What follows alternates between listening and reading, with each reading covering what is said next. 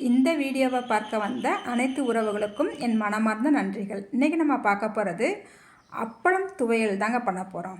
சட்டுன்னு 5 நிமிஷத்தில் ஈஸியாக பண்ணிடலாங்க. இட்லி, தோசை, சாதம், சப்பாத்தி இப்படின்னு எல்லாத்தோடையும் சாப்பிடும் போது அட்டகாசமான ஒரு டேஸ்ட்டில் இருக்குங்க.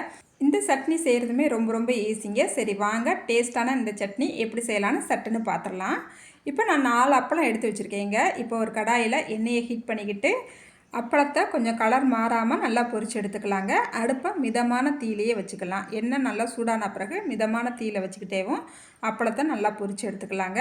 ஒரு சில நேரங்களில் மதியானம் சாப்பாட்டுக்கு நம்ம அப்பளம் பொரிக்கும் போது அப்பளம் மீந்து போயிடும். அந்த அப்பளத்தை நைட்டு டின்னருக்கு நம்ம சட்னியாக செஞ்சு கொடுத்துடலாங்க.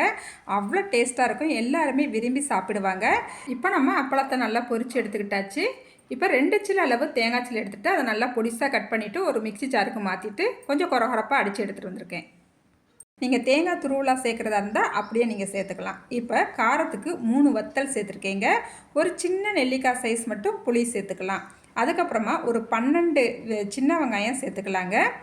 சின்ன வெங்காயம் சேர்த்திங்கன்னா நல்லா டேஸ்ட்டாக இருக்கும். கொஞ்சமாக கருவேப்பிலை சேர்த்துட்டு அதையும் நல்லா கொரகொரப்பாக அடித்து எடுத்துக்கலாம். அதுக்கப்புறமா நம்ம பொரித்து வச்சுருக்கிற அப்பளத்தை நல்லா நொறுக்கிட்டு இதோடு சேர்த்துக்கலாங்க.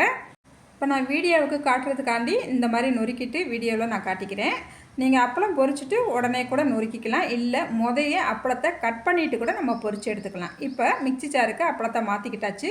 கொஞ்சமாக உப்பு சேர்த்துக்கலாம். ஏற்கனவேவும் இந்த அப்பளத்தில் உப்பு இருக்கும், அதனால் உப்பு பார்த்து சேர்த்துக்கிறணும். கொஞ்சமாக தண்ணி ஊற்றி நல்லா வலுவலுன்னு அடித்து எடுத்துகிட்டு வந்தாச்சு. நம்மளுக்கு இப்போ அப்பள துவையல் சூப்பராக ரெடி ஆயிடுச்சுங்க.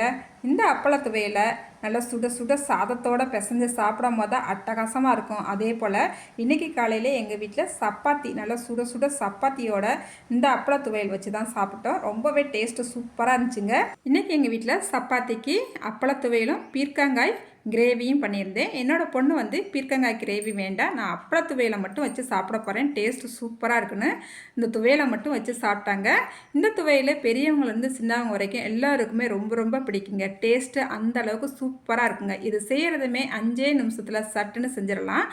இந்த துவையலுக்கு வெங்காயம், தேங்காய் இதெல்லாம் பச்சையாக தான் சேர்க்கணுமா அப்படின்னு சொல்லி கேட்டிங்கன்னா இல்லை, உங்களுக்கு விருப்பப்பட்டால் நீங்கள் இதெல்லாம் வதக்கிட்டு கூட நீங்கள் சேர்த்துக்கலாம். மதியான நேரத்தில் நம்ம சாப்பாட்டுக்கு அப்பளம் பொரிப்போம். அந்த அப்பளம் மீந்து போயிடுச்சுன்னா கவலையே வேண்டாங்க. நைட்டு டின்னருக்கு இந்த அப்பளத்தை வச்சே நம்ம சட்னியோ துவையலோ பண்ணிடலாங்க. டேஸ்ட்டு பிரமாதமாக இருக்கும், எல்லாருமே விரும்பி சாப்பிடுவாங்க. இந்த வீடியோவை பார்க்குற நீங்கள் இந்த அப்பள துவையலை ஒரு தடவையாவது ட்ரை பண்ணி பாருங்கள். ட்ரை பண்ணிவிட்டு எப்படி இருந்துச்சுன்னு மறக்காமல் கமெண்ட்டில் சொல்லுங்கள். அப்படியே வீடியோ பார்க்குற நீங்கள் என்னோடய சேனலை சப்ஸ்கிரைப் பண்ணாமல் பார்த்தீங்கன்னா சப்ஸ்கிரைப் பண்ணிவிடுங்க. இந்த வீடியோவுக்கு ஒரு லைக் பண்ணிவிடுங்க. அடுத்து ஒரு சூப்பரான ஹெல்த்தியான ரெசிபியோடு உங்களை சந்திக்கிறேங்க. பாய்.